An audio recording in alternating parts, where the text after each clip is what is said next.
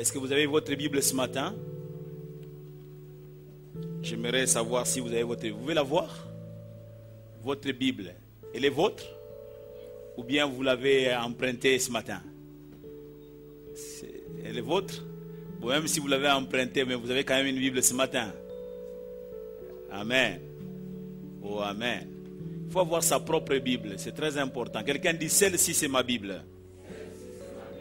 Est-ce que tu as ta Bible entre tes mains? On y va. Celle-ci c'est ma Bible. Et je crois fermement qu'elle est la parole de Dieu. C'est par elle que je suis devenu enfant de Dieu. Et que c'est par elle que je vais progresser et prospérer. Je suis ce qu'elle dit que je suis. J'aurai ce qu'elle dit que j'aurai. Je crois en elle et il en sera ainsi dans ma vie. Ce matin, je veux recevoir cette parole, qu'elle me change, qu'elle me transforme, qu'elle me guérisse, qu'elle me restaure. Au nom de Jésus. Et nous disons ensemble Amen. Dieu soit béni. Vous pouvez reprendre votre place. Et ce matin, avant de prendre notre texte ou nos textes qui vont faire l'objet de notre intervention, je vous demande d'ouvrir vos Bibles dans Jacques. Je vous en prie. Jacques,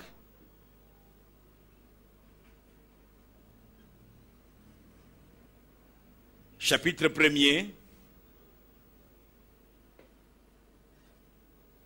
verset 22 et le suivant. Chapitre 1er de Jacques, verset 22 et le suivant nous dit, mettez en pratique la parole et ne vous bornez pas à l'écouter en vous trompant vous-même par de faux raisonnements. Car si quelqu'un écoute la parole et ne la met pas en pratique, il est semblable à un homme qui regarde dans un miroir son visage naturel et qui, après s'être regardé, s'en va et oublie aussitôt quel il était. Mais celui qui aura plongé le regard dans la loi parfaite, la loi de la liberté, et qui aura persévéré, n'étant pas un auditeur oublié, mais se mettant à l'œuvre, celui-là sera heureux dans son activité. Amen. Oh, amen. Celui-là sera comment? Heureux dans son activité. Vous savez, de plus en plus, je réfléchis à la marche de la chrétienne, pas seulement par rapport à notre église, mais d'une façon générale, je me pose des questions. Est-ce les enfants de Dieu, nous comprenons ce que Dieu attend de nous? Est-ce que nous mettons, est-ce que d'abord nous recevons la parole? Et quand nous la recevons, nous avons reçu un message dimanche passé et le dimanche d'avant. Qu'avons-nous fait de ces messages? Nous recevons des messages ici, des enseignements, mercredi. Est-ce que d'abord nous sommes pressés de venir recevoir cet enseignement? Nous aimons les farfelus, nous aimons les tralala, et nous négligeons la parole de Dieu, et oubliant que ce ne sont pas ces tralala qui peuvent apporter la faveur de Dieu dans notre vie, mais c'est la parole de Dieu. Bien-aimés, là encore une fois, c'est mon devoir de pouvoir réveiller quelqu'un en disant qu'il ne suffit pas de venir ici, il ne suffit pas de venir. C'est une très bonne chose que de venir ici, mais quand tu as reçu la parole de Dieu, qu'est-ce que tu en fais? Qu'est-ce que tu en fais? Pourquoi un jour quitter ce monde, aller en enfer, pour avoir passé tout son temps dans une église, mais aller en enfer quand même? Aller en enfer quand même. C'est la parole de Dieu qui nous prépare à ces rendez-vous. Le rendez-vous du ciel, c'est la parole de Dieu. Si nous la négligeons, nous négligeons, bien aimé, notre vie éternelle, nous négligeons notre éternité. Et ce matin, peut-être avec le dimanche qui va suivre, je ne sais pas, on va voir, nous voulons partager autour de ces thèmes. Au fait, nous avons eu un séminaire ici en 2013 autour de ce thème, l'héritage des serviteurs de l'Éternel. Et quand j'intervenais, parce qu'il y avait des orateurs, quand j'intervenais, je disais, moi je suis quelqu'un de la maison, je suis la mère qui prépare la cuisine ici dans cette maison, je peux revenir à n'importe quel moment. L'héritage. Y a-t-il un héritage pour les serviteurs de l'Éternel? Oh oui. Oh oui, il y a un héritage. Je dirais, il y a même des héritages. L'héritage réservé aux serviteurs de l'Éternel. Je vais nous proposer d'entrer du jeu deux textes ce matin. Le tout premier dans Ésaïe 54. Vous êtes habitués de ce texte. 54 à partir du verset 13. Le second est dans Josué. Josué chapitre 24, du 14e au 18e. Nous lisons d'abord le tout premier. Ésaïe 54 à partir du verset 13. Il est écrit que tous tes fils seront disciples de l'Éternel. Et grande sera la prospérité de tes fils. Tu seras affermi par la justice, banni l'inquiétude, car tu n'as rien à craindre, et la frayeur, car elle n'approchera pas de toi. Si l'on forme des complots, cela ne viendra pas de moi, c'est Dieu qui parle. Quiconque se liguera contre toi tombera sous ton pouvoir. Voici, j'ai créé l'ouvrier qui souffle le charbon au feu et qui fabrique une arme par son travail.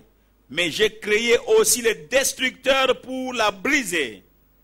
Toute arme forgée contre toi sera sans effet, et toute langue qui se lèvera en justice contre toi, tu la condamneras.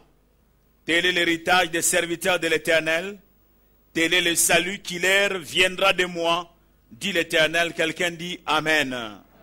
Oh, alléluia. Dieu s'adresse à quelqu'un qui était comme malheureux au départ. Parce qu'au verset 11, on nous dit, d'abord au verset 10, il dit, quand les montagnes s'éloigneraient, quand les collines chanceleraient, mon amour, Dieu dit, mon amour ne s'éloignera point de toi, et mon alliance de paix ne chancelera point, dit l'Éternel qui a compassion de toi. Alléluia. De qui parle-t-on là-bas? Du serviteur de l'Éternel. De celui qui a pris l'engagement de servir Dieu toute sa vie. Notre vie doit être un service. Notre vie doit être au service. Un service et au service de Dieu. Et il dit, les montagnes peuvent s'éloigner, les collines peuvent chanceler, mais mon amour ne s'éloignera pas de toi. Oh, amen, amen. Mon amour ne s'éloignera point, dit l'Éternel qui a compassion de toi. Tu as été malheureux, on dit malheureuse, battu de la tempête et que nul ne console. Voici, je garnirai tes pierres d'antimoine et je te donnerai des fondements de saphir. Amen, amen. L'antimoine, c'est cette matière qui vient pour pouvoir solidifier quelque chose qui était faible, qui vient solidifier, qui vient durcir. Et Jésus-Christ est l'image de l'antimoine. Oh, amen, amen. Il vient pour pouvoir nous fortifier, nous qui étions faibles. Ainsi, nous pouvons dire, il peut être dit de nous que les faibles disent, je suis fort, et que les pauvres disent, je suis riche, et que l'aveugle puisse dire, j'ai pu voir. Quelqu'un dit amen. Oh, alléluia. Il a dit que tous tes fils seront disciples de l'Éternel. C'est aussi un héritage. Tes fils seront disciples. Je le réclame à cri, à corps et à cri. Je le réclame à Dieu. Seigneur, tu m'as promis en disant que mes fils ne vont pas s'égarer. Mes enfants ne vont pas s'éloigner de toi. Mes enfants seront disciples de l'Éternel. Ça, c'est dans l'alliance avec Dieu. J'ai choisi de marcher avec lui. J'ai choisi de le servir. Et mes fils doivent rester disciples de l'Éternel. Où qu'ils aillent, aucun ne doit s'éloigner de Dieu. Oh, amen, amen. Ils doivent servir Dieu toute leur vie. Parce que, bien aimé, c'est ce qu'il y a de mieux, servir l'Éternel. Avoir Dieu pour appui. Avoir Dieu comme refuge. Avoir Dieu comme bouclier. Mais l'avoir aussi comme soleil, comme il nous a été dit dans Psaume 84, verset 12. Il est un soleil, un bouclier. Alléluia. Le deuxième texte, c'est celui de Josué. Josué au chapitre 24, à partir du verset 14, il est écrit ceci: maintenant, craignez l'Éternel et servez-le avec intégrité et fidélité. J'aime comment Dieu nous retrouve toujours dans la pensée qu'il nous donne. Il dit maintenant, craignez l'Éternel et servez-le avec quoi? Avec intégrité et fidélité. Quand on sert Dieu, on ne doit pas le servir n'importe comment. On doit le servir avec intégrité et fidélité. Il ne suffit pas de servir Dieu. Tout service qui n'est pas accompagné d'intégrité et de fidélité est nul. Oh, il est nul. Il n'a, je dirais en lingala, il n'a aucun litomba. Litomba mon côté. En fait, il ne faut pas aller chercher aucun litomba dans un dictionnaire français. Faites disparaître les dieux qu'ont servi vos pères de l'autre côté du fleuve et en Égypte et servez l'Éternel. Et si vous ne trouvez pas bon de servir l'Éternel, choisissez aujourd'hui qui vous voulez servir. Ou les dieux que servaient vos pères au-delà du fleuve, ou les dieux des Amoréens dans les pays desquels vous habitez. Moi et ma maison, nous servirons l'Éternel. Quelqu'un dit Amen. Le peuple répondit et dit, loin de nous la pensée d'abandonner l'Éternel et de servir d'autres dieux, car l'Éternel est notre Dieu, c'est lui qui nous a fait sortir du pays d'Égypte, de la maison de servitude, nous et nos pères, c'est lui qui a opéré sous nos yeux ces grands prodiges et qui nous a gardés pendant toute la route que nous avons suivie et parmi tous les peuples au milieu desquels nous avons passé. Il a chassé devant nous tous les peuples et les Amoréens qui habitaient ces pays. Nous aussi, nous servirons l'Éternel, car il est notre Dieu. Quelqu'un dit Amen. Amen. Voilà la réaction du peuple à l'appel de Josué. Il dit, non Josué, pas seulement toi et ta famille, mais nous aussi nous nous engageons à servir l'Éternel, notre Dieu. Alléluia. Ils disent, nous aussi, nous servirons l'Éternel, car il est notre Dieu. S'il est votre Dieu, vous êtes appelés à le servir. Amen, amen. Ils disent, nous aussi, nous servirons l'Éternel, car il est notre Dieu. Nous ne sommes pas étrangers à ces dieux-là. Nous sommes son peuple. Et un peuple qui lui appartient est appelé à le servir. À servir Dieu. Quelqu'un dit Amen.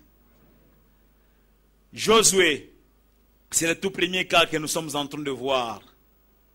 Celui-ci est père d'une famille bien identifiée et leader de tout un peuple sur ordre de l'Éternel, Josué. Quand vous lisez les tout premiers chapitres de Josué, Dieu qui voyageait avec Moïse, qui cheminait avec Moïse, va prendre la parole à la mort de Moïse. D'ailleurs, il dit qu'après la mort de Moïse, serviteur de l'Éternel, l'Éternel dit à Josué, fils de Nun, serviteur de Moïse, Moïse, mon serviteur, est mort. Maintenant, lève-toi, passe ce Jourdain, toi et tout ce peuple, pour entrer dans le pays que je donne aux enfants d'Israël. Tout lieu que foulera la plante de votre pied, je vous le donne comme je l'ai dit à Moïse, ainsi de suite. Josué est choisi par Dieu en remplacement de son serviteur, le serviteur de Dieu, Moïse. Josué qui était serviteur de Moïse, désormais il passe d'étape, il change de cap, il va servir Dieu, il va avoir une relation directe avec Dieu. Il servait Dieu par l'entremise de Moïse, désormais il va directement servir Dieu, et Dieu lui dit, c'est toi que j'ai choisi maintenant. Alléluia. Je disais qu'il était père d'une famille bien identifiée en Israël, mais au leader également de tout un peuple sur ordre de l'Éternel, Josué. Ce texte de Josué, c'est un texte qui ressort clairement l'engagement d'un père avec un effet immédiat sur toute sa famille, sur toute sa maison. Un effet immédiat. lors de notre séminaire, on nous a dit 3 choses. Que notre Dieu est celui qui rémunère, premièrement. Notre Dieu est celui qui rémunère. Il est celui qui récompense. Mais il est aussi celui qui gratifie. Celui qui les sert. Quand on sert Dieu, Dieu est ton rémunérateur. Alléluia. Notre Dieu est celui qui rémunère. Il est celui qui récompense. Parce que celui qui sert Dieu reçoit la récompense de la part du Seigneur. Mais il est aussi celui qui gratifie. Deuxième chose, cet héritage que Dieu réserve à ses serviteurs, il nous a été dit que cet héritage nous touche à 2 niveaux. Premièrement, nous-mêmes d'abord. Ensuite, il touche à notre postérité aussi, c'est-à-dire nos enfants. La troisième chose qui nous avait été dite, c'est que celui qui aime ses enfants, le plus grand héritage qu'il puisse leur laisser, c'est de servir l'Éternel. Oh, on peut bien faire des choses. Travaille pour donner tout ce que tu peux donner comme héritage. Mais quand vous lisez la vie de David, à la fin de ses jours, il ne dit pas à Salomon, voici, j'ai laissé tel compte en banque, voici j'ai laissé autant d'argent, voici j'ai laissé autant de têtes dans mon troupeau. Et pourtant, David avait tout ça. Mais il ne parle pas de tout ça. Mais il laisse comme héritage à Salomon le Dieu qu'il a servi. Lisez bien la Bible. David était un homme riche, David, ce n'est plus le David de la fin de sa vie, ce n'est pas le David dans la maison d'Isaïe, une petite famille, pauvre famille, non. C'était un roi, et le roi a des droits, et il a gagné pas mal de choses, David. Mais il ne parle pas de toute cette richesse-là. Il dit à Salomon, il dit, je m'en vais par les chemins de tout le monde, mais prends garde, reste en train de servir le Dieu que j'ai servi. Attache-toi à sa parole. Voilà l'héritage. L'héritage, pour celui qui aime ses enfants, le plus grand, je dis le plus grand héritage, qu'il puisse leur léguer, qu'il puisse leur laisser, c'est de servir l'Éternel. Car lorsque tu sers Dieu, tu ne compliques pas la vie de tes enfants. Oh, amen, amen. Tu n'attires pas la malédiction sur la vie de tes enfants. Lorsque tu sers Dieu, c'est la gloire de Dieu qui t'accompagne. Sur tout ton parcours, la lumière de Dieu t'éclaire. Et cette lumière qui t'a éclairé va éclairer tes enfants. Oh, alléluia. Alléluia. Josué dit, moi et ma famille, moi et ma maison, nous servirons l'Éternel. Alléluia. Une famille normale est composée d'un père et d'une mère, mais aussi les enfants. Les parents, papa et maman, sont appelés à se placer l'un d'un côté de l'autre, et ils constituent ainsi un garde-fou pour les enfants. Même s'ils ne se tiennent pas, ils ne se marchent pas avec les enfants tous les jours en les mettant au milieu, mais spirituellement parlant, papa est d'un côté et maman est de l'autre, constituant un bouclier pour les enfants.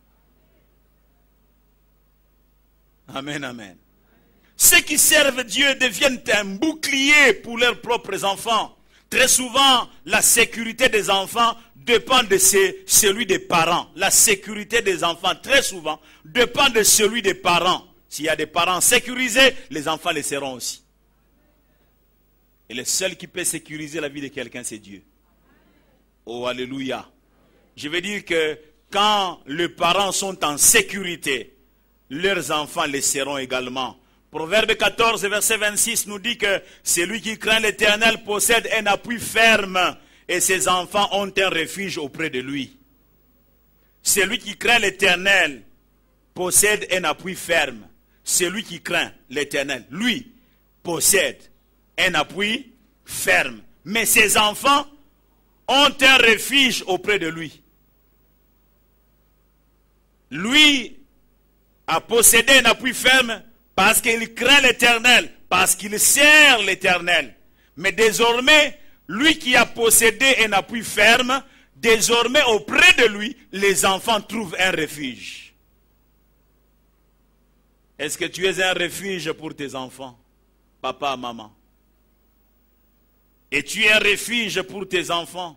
Jeunes gens, vous qui rêvez le mariage, vous qui rêvez fonder votre famille, est-ce que vous vous préparez à avoir un appui pour que demain, les enfants que vous aurez puissent trouver un refuge auprès de vous? Ou bien vous vivez comme des irresponsables? Quelle est la qualité de votre service? La qualité du service que vous rendez à Dieu. Dans ces passages de Proverbes 14 et 26, pris dans la version Semmer, on nous rend ceci, on dit, celui qui révère l'Éternel possède une solide assurance et il sera un refuge pour ses enfants. Il possède une solide assurance et il sera un refuge pour ses enfants. Le choix que tu fais personnellement de craindre l'Éternel, le choix que tu fais personnellement de servir l'Éternel te fait posséder un appui ferme auprès de Dieu. Oh, alléluia. Te fait posséder un appui ferme. Ton choix de révérer l'Éternel t'accorde une solide assurance auprès de Dieu. Par conséquent, tu deviens un refuge pour tous tes enfants. Tu deviens un refuge. Alléluia. Oh, alléluia. Ne devenez pas un danger pour vos enfants. Vous pouvez ne pas dire que vous êtes un danger, mais votre vie de tous les jours, celui que vous servez, c'est Dieu ou c'est quelqu'un d'autre? Et si vous servez l'Éternel, vous n'êtes pas un danger. Auprès de vous, vos enfants trouvent un refuge. Alléluia. Peux-tu dire en te frappant la poitrine en disant, pour mes enfants, moi je suis un refuge? Peux-tu le dire? Il suffit pas. Pour le dire, il faut voir quelle est la vie que tu mènes. Quelle vie que tu vis, passez-moi ton logique, quelle vie que tu vis? Qui est-ce que tu sers? Et même quand tu es devenu toi-même un enfant de Dieu, tu t'es consacré à Dieu, mais est-ce que ta vie de tous les jours est un sacrifice pour Dieu? Est-ce que ta vie de tous les jours est un service?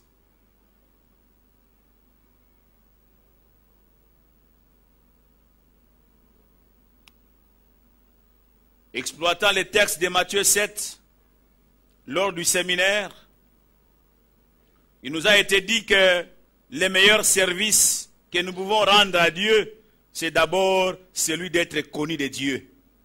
Amen, amen. C'est d'abord celui d'être connu de Dieu. J'aimerais que nous puissions prendre ce passage de Matthieu 7, 21 et le suivant. Il est dit que ceux qui me disent, c'est Jésus qui parle, il dit, ceux qui me disent, Seigneur, Seigneur, n'entreront pas tous dans le royaume des cieux. On a dit tous, parce qu'il y a certains qui disent Seigneur, Seigneur avec raison, parce qu'ils craignent Dieu. Mais il y a aussi des farceurs qui disent Seigneur, c'est mon Seigneur, alors qu'en réalité, ils n'ont pas donné à Jésus dans leur vie la place du Seigneur. Oh, amen, amen. Ceux qui me disent Seigneur, Seigneur, n'entreront pas tous dans le royaume des cieux, mais celui-là, seul qui fait la volonté de mon Père, qui est dans les cieux. Plusieurs me diront en ce jour-là, Seigneur, Seigneur, n'avons-nous pas prophétisé par ton nom? N'avons-nous pas chassé les démons par ton nom? Et n'avons-nous pas fait beaucoup de miracles par ton nom? Alors je leur dirai ouvertement, je ne vous ai jamais connu. Retirez-vous de moi, vous qui commettez l'iniquité. Quelqu'un dit Amen. Retirez-vous de moi. Vous voyez? C'est pour dire que le service que nous pouvons rendre, il nous faut rendre le service à Dieu. Mais le service que nous pouvons rendre à Dieu qui sera utile, c'est le service qui est rendu par quelqu'un d'abord qui s'est engagé lui-même à vivre une vie qui honore le Seigneur. Si je n'honore pas le Seigneur avec ma vie de tous les jours, même si je rends service dans la maison de Dieu, ce service-là n'a aucun sens. Ce service-là n'a aucun sens. Il ne sert à rien. Ce service-là, au lieu de me bénir, ce service-là commence à me maudire. Il devient un danger pour ma vie. est-ce que je suis consacré à Dieu? Offrez-vous comme un sacrifice vivant.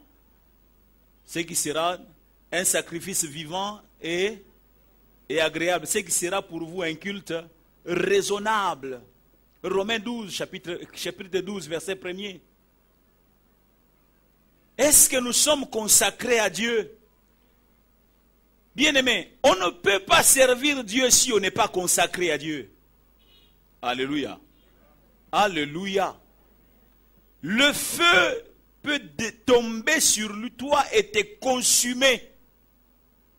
Si tu sers Dieu à la manière des fils du sacrificateur Élie, la mort peut te surprendre.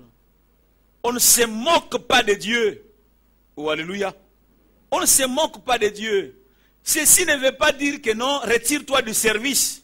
Non, Dieu ne veut pas que tu te retires du service. Dieu veut que tu te retires de la mauvaise vie. Et que tu restes en train de le servir dans sa maison. Dieu ne te demande pas de te retirer du service que tu lui rends. Dieu veut que tu puisses te retirer de la mauvaise vie, afin que ton service soit un service de qualité. Oh, alléluia. Alléluia. Dans Acte 16, verset 30, le joaillier qui était un père de famille, ayant réalisé son état d'âme de perdition, demanda à Paul et à Silas, Seigneur, quand on parle de Seigneur ici, il dit, messieurs, que faut-il que je fasse pour être sauvé? Que faut-il que je fasse pour être sauvé? Autrement dit, que faut-il que je fasse pour être connu de Dieu? Qu'est-ce qu'il faut que je fasse pour être connu de lui? Et au verset 31, Paul et Silas répondirent à ces joailliers, crois au Seigneur Jésus et tu seras sauvé, toi et ta famille. Alléluia. Et tu seras sauvé, toi et ta famille. Si en tant que père, tu crois aujourd'hui, tu deviendras un modèle de foi, un exemple à suivre pour toute ta famille. On ne veut pas dire ici qu'une fois que le joaillier aura cru au Seigneur, automatiquement, même si ses enfants mènent vie, ne s'engagent pas eux-mêmes, ils sont sauvés. Non, on veut dire qu'il y a possibilité, une fois que tu es sauvé, il y a possibilité que les tiens soient aussi sauvés. Parce qu'avec toi, le salut va entrer dans ta maison. Tu reviendras à la maison, non pas comme tu étais sorti, mais tu reviendras différent, transformé. Car il est écrit que celui qui est en Christ est une nouvelle créature. Les choses anciennes sont passées, voici que toutes choses sont devenues nouvelles. Bien-aimés dans le Seigneur, Dieu nous transforme réellement.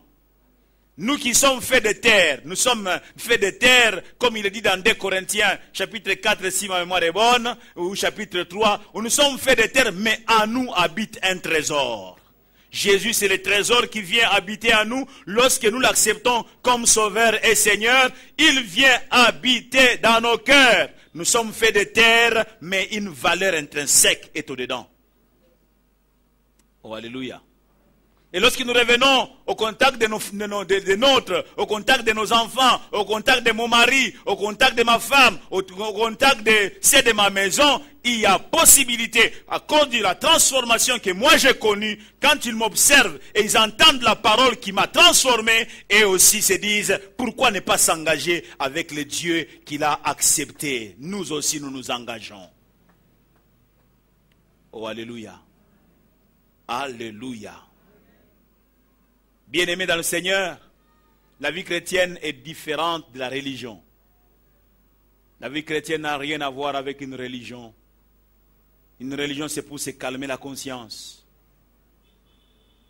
Amen, amen. Vous voyez combien cette religion-là, combien ils s'entretuent et ils s'entretuent et même ils commencent à dire, vous n'êtes pas la religion. Je ne vais pas citer les noms. Vous n'êtes pas des nôtres. Les autres qui vont placer des bombes à gauche et à droite, et qui se dépiècent.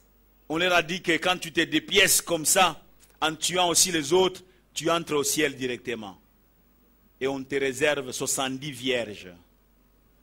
Ça, ce n'est pas être impudique. On pense qu'au ciel, on va être des impudiques. Dieu n'a rien à faire que de te réserver 70 vierges au ciel.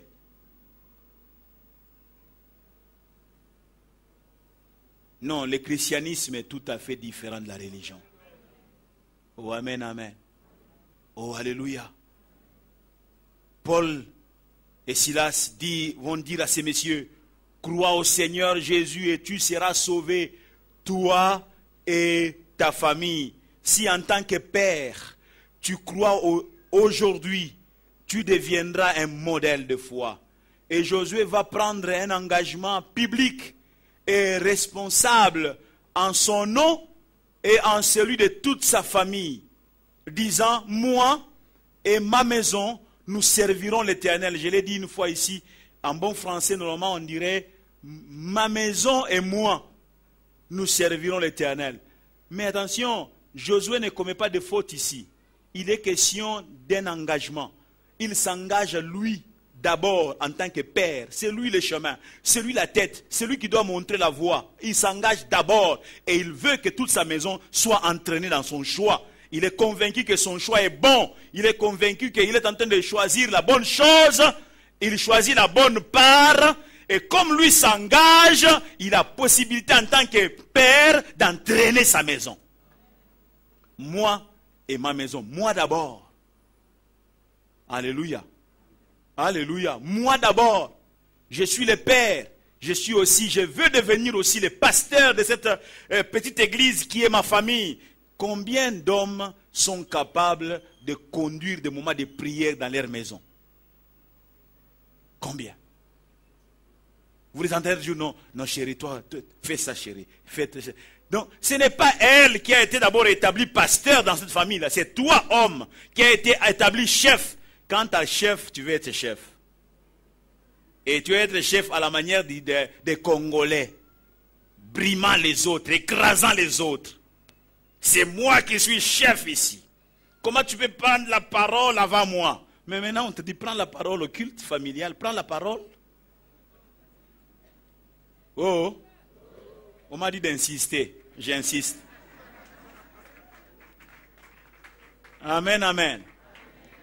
Le problème c'est quoi? C'est parce qu'on ne s'engage pas avec Dieu. On ne se prépare pas. On ne lit pas constamment la parole de Dieu. Les choses de Dieu, on les a reléguées au second plan. C'est la femme qui est engagée. Ce sont les enfants qui sont engagés. Maintenant, comme on arrive au temps du culte, on démontre réellement que non, moi j'ai légué ces choses au second plan. Laissez-moi aussi au second plan. Vous allez en avant diriger le programme. On peut déléguer ces pouvoirs-là à un jour. Mais pas toujours. Oh, amen, amen. Josué dit, moi d'abord. Amen, amen. C'est moi d'abord. Moi je m'engage d'abord. Et tous les souhaits de mon cœur, toute ma prière, c'est que ma famille me suive sur ce parcours-là. Alléluia. Oh, alléluia. Bien-aimé, c'est très important. Moi et ma maison, nous servirons l'Éternel. Seigneur dit, quant à moi et à ma famille, nous adorerons l'Éternel, notre Dieu. Et servir l'Éternel implique d'abord, premièrement, le fait de l'avoir choisi comme Dieu et guide de ta propre vie et d'être connu de lui. L'avoir choisi comme référence de ta vie. Tu ne peux pas passer à une autre vitesse si tu n'as pas connu ça. Servir Dieu implique d'abord le fait de l'avoir choisi comme Dieu et guide de ta propre vie et d'être connu de lui. Est-ce que tu es connu de Dieu? L'avoir choisi comme référence de ta vie. Dieu est-il ta référence? Deuxième chose, servir l'Éternel implique le fait, au fait, servir l'Éternel veut dire c'est décider de marcher sur ses traces, les traces du Seigneur, d'être son imitateur. Il ne suffit pas de dire j'accepte Jésus-Christ comme mon sauveur et mon Seigneur. Et puis quand tu commences à vivre demain, tu ne marches pas sur les traces du Seigneur. Non. Marcher sur les traces du Seigneur, être imitateur du Seigneur. Troisièmement, un jour, avant d'aller au troisième niveau, Paul ne dit-il pas en disant que soyez mes imitateurs comme moi-même je le suis de Christ. Et il poursuit en disant que ce n'est plus moi qui vis, mais c'est Christ qui vit en moi. Alléluia. Être imitateur de Christ. Troisièmement, servir l'Éternel, c'est avoir un témoignage qui honore son nom. C'est lui être agréable. On ne peut pas servir l'Éternel sans avoir un témoignage qui l'honore. Ces peuples m'honorent des bouts de l'œuvre. C'est Dieu qui parle. Leur cœur est éloigné de Leur cœur est éloigné de moi. C'est un cas?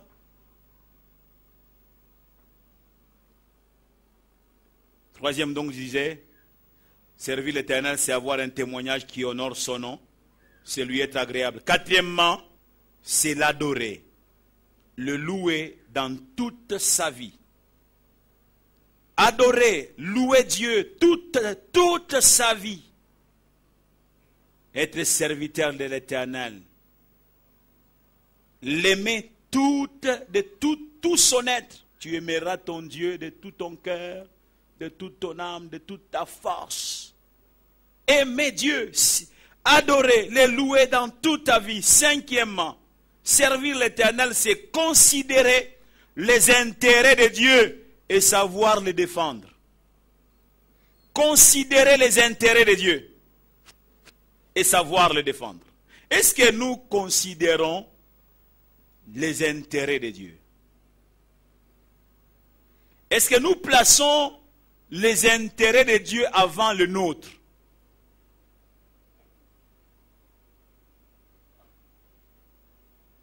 Regardons notre marche de tous les jours. Pensez à la semaine qui s'est passée. Comment est-ce que nous avons vécu? Avons-nous défendu les intérêts de Dieu? J'aurais voulu poser la question et donner le micro baladeur à tout le monde ici. Dis-moi, qu'est-ce que cela que tu entends par défendre les intérêts de Dieu?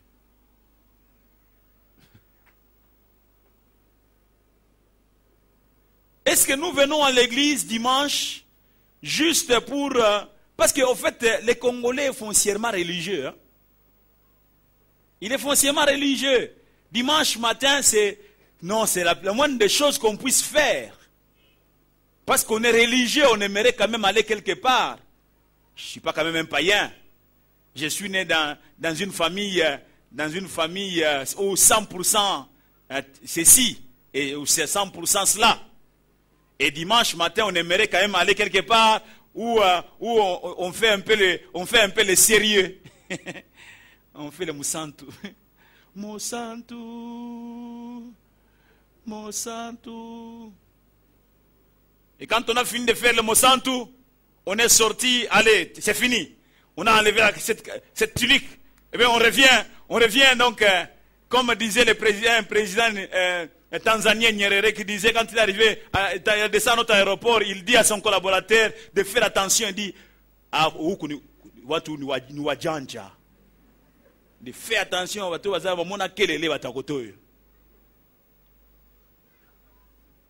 donc tu deviens un mouchanja après avoir fait les moussantou. Tout le monde est en train de corrompre, toi aussi tu corromps. Et tu dis que tout le monde le fait. Tu es injuste dans les affaires avec les autres. Tu empruntes de l'argent et tu ne sais pas retourner cela. Quelqu'un dit, pasteur, oui, c'est l'esprit qui m'amène là-bas. Tu prends l'argent, tu commences à fuir. Tu commences même à dire à tes enfants, dites que papa n'est pas là. Au point que même les enfants, quand ils disent, papa nous a dit de dire qu'il n'est pas là. Moujanja. Après avoir fait les Moussantou. Bien-aimés dans le Seigneur, servir l'Éternel, c'est considérer les intérêts de Dieu et savoir les défendre. Pouvons-nous nous sacrifier pour l'œuvre de Dieu? Pouvons-nous nous dire, je suis fatigué, mais j'irai dans la maison de Dieu, parce que c'est le temps d'aller dans la maison de Dieu? Pouvons-nous dire que je suis fatigué, j'ai travaillé durement la journée, mais aujourd'hui c'est le jour où je dois écouter la parole de Dieu pour nourrir mon âme, c'est mercredi, je dois être dans la maison de Dieu? Pouvons-nous nous sacrifier de la sorte? Est-ce que nous plaçons les intérêts de Dieu en priorité?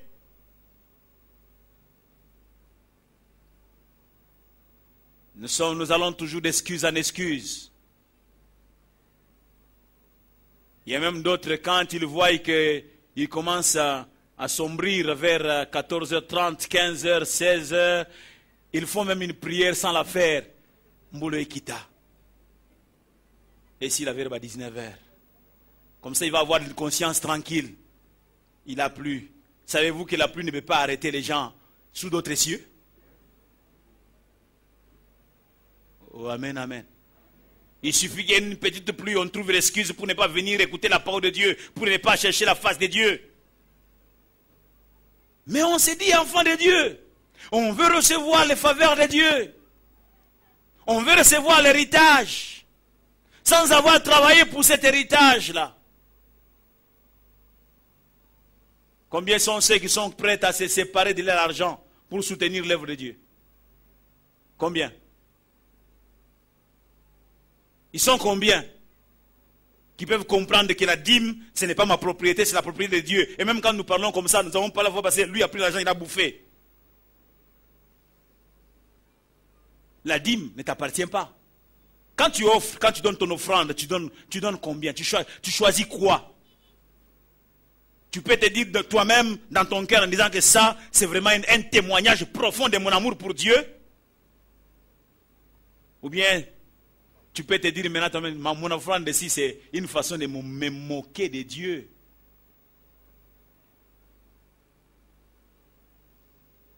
Il y a un héritage pour ceux qui servent l'Éternel. Oh, alléluia. Il y a un héritage. On peut tout dire. On peut se moquer de ceux qui servent le Seigneur. On peut les considérer comme étant des humains. Mais Dieu les récompensera. Alléluia. Dieu les récompensera. Dieu récompense ceux qui le servent. Moi et ma maison, nous servirons l'Éternel. Sixièmement, servir l'Éternel, c'est faire quelque chose pour faire avancer le royaume de Dieu. Est-ce que je fais quelque chose pour faire avancer le royaume de Dieu? Est-ce que je parle de Jésus dans mon entourage? Il y a un message verbal, un message parlé, mais il y a aussi un message vécu que je transmets. J'évangélise par la parole, j'évangélise aussi par ma vie. Et quand je le fais, je fais avancer le royaume de Dieu. Quand je suis une âme qui est venue la première fois à l'église, je la suis, je vais la suivre à la maison, juste pour quelques 20 minutes, demander comment elle va. Je prie avec elle, je demande s'il y a une requête en famille, on prie, et cette âme est touchée, dit, ah, on m'a suivi jusque chez moi, et cette âme revient, dit, non, je vais rester dans cette église, et cette âme non seulement qui reste à l'église, mais reste attachée à Jésus-Christ, tu as fait avancer le royaume de Dieu.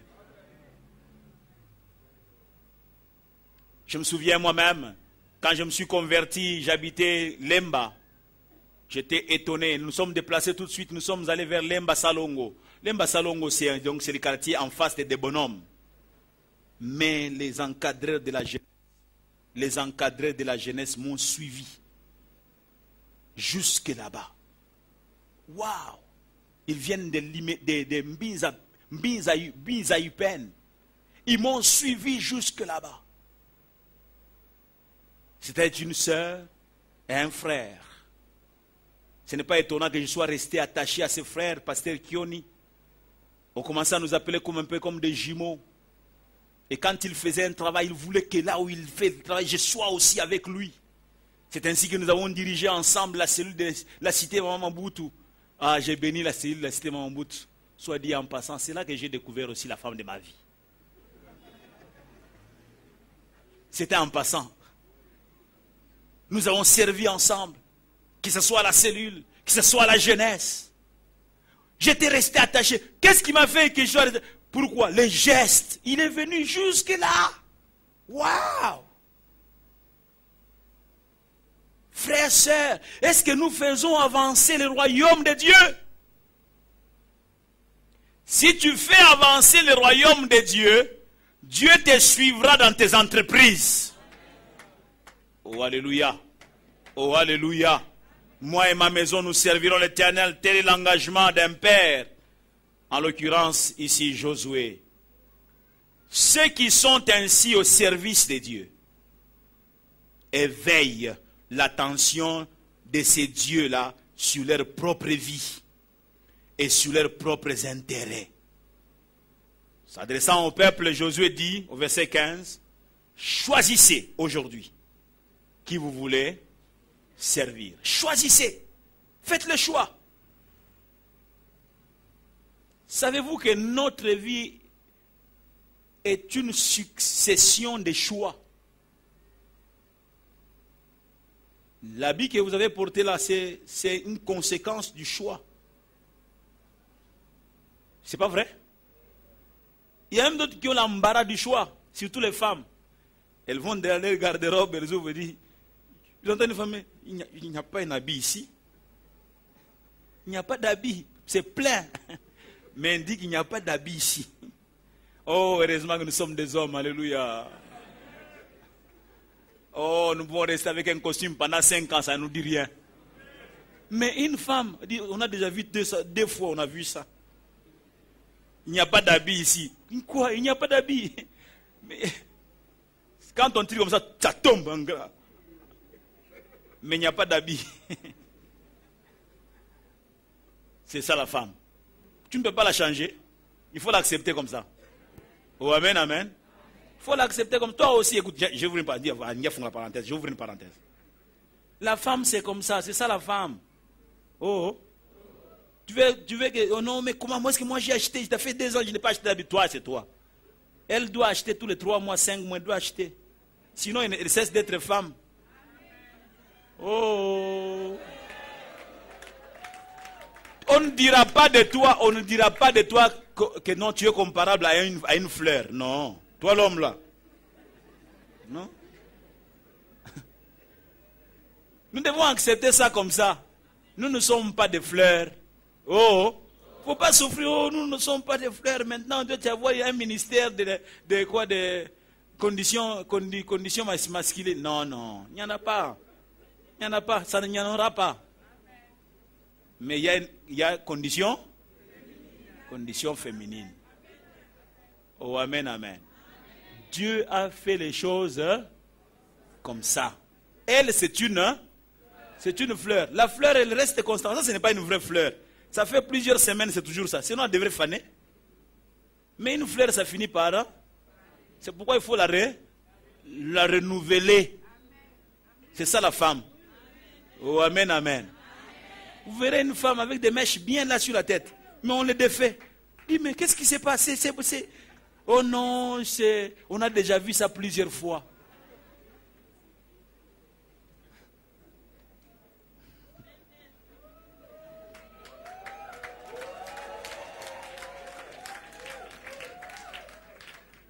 Notre vie, c'était la parenthèse que j'ai fermée. Notre vie est une succession de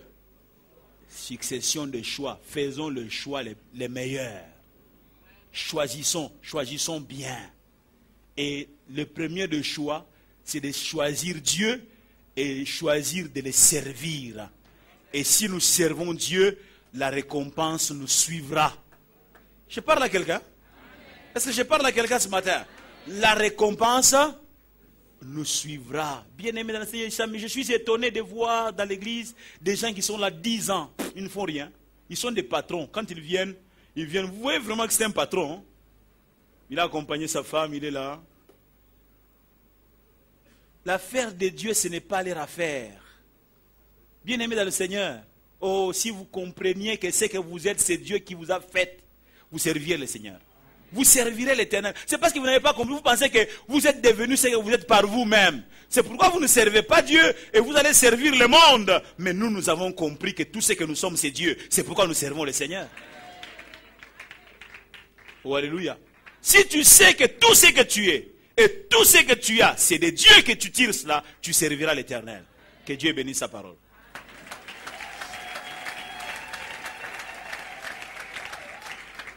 Nous voulons courber nos têtes dans la prière. Nous sommes en train de terminer notre culte. Cette parole que tu viens d'entendre alors que tes yeux sont fermés, cette parole que tu viens d'entendre, quel sort vas-tu réserver à cette parole? Quel est l'engagement que tu vas prendre après avoir entendu ces messages? Tu vas balayer cela de la revers de la main en disant c'est d'autres choses dont j'ai besoin? Ou est-ce que tu vas dire Seigneur, aie pitié de moi? Je vais m'engager avec toi et je vais m'engager à te servir. Le premier appel que je lance, c'est vers celui qui n'a jamais accepté Jésus comme Sauveur et Seigneur. Tu ne peux pas continuer à venir dans la maison de Dieu sans avoir pris cet engagement-là de servir Dieu, de te donner à Jésus, d'abandonner le monde, de confesser tes péchés et de dire non au monde en disant oui à Jésus. Si c'est ton cas, que tu sois au bâtiment administratif dehors ou ici, veux-tu te lever là où tu es? Et nous aimerions prier pour toi et avec toi. Je ne vais pas insister. Tu n'as jamais accepté Christ et aujourd'hui tu veux le faire. Tu n'as jamais abandonné le monde et aujourd'hui tu veux le faire. Tiens-toi debout. Nous prierons pour toi et avec toi. C'est à toi de prendre la décision. C'est à toi de faire le choix. Dieu te rappellera cet appel qu'il te lance aujourd'hui en disant que je t'avais lancé l'appel ce jour-là, tu l'avais négligé. Y a-t-il quelqu'un qui ne veut pas négliger l'appel du Seigneur? Tu veux accepter Jésus comme Sauveur et Seigneur. Tiens-toi debout. Et nous prierons pour toi. Tu veux confesser, tu veux abandonner le monde. Dieu n'a pas d'autre terme à t'exposer si ce n'est ces pensées-là. Lève-toi et nous prierons pour toi. Nous voulons demander aussi à celui qui s'est dit: je suis venu très longtemps dans la maison de Dieu, je connais Dieu mais je ne le sers pas. Mais je vais m'engager à le servir. Tiens-toi debout là où tu es, nous voulons prier pour toi. Et nous voulons prier pour toi et avec toi. Merci. Quelqu'un qui se lève pour dire: je m'engage pour être au service de Dieu. Je m'engage pour honorer Dieu. Donner de mon temps. Donner de mon intelligence. Je vais servir Dieu. Seigneur, je t'apporte ces amis. Honore leur engagement. Seigneur, ils se sont levés parce que du fond de leur cœur, ils ont pris un engagement. Je te prie, Seigneur, de les agréer et de bénir leur vie. Glorifie-toi, Éternel. Au nom de Jésus, nous prions. Ensemble, nous disons Amen. Nous pouvons acclamer Dieu pendant que les amis reprennent leur place.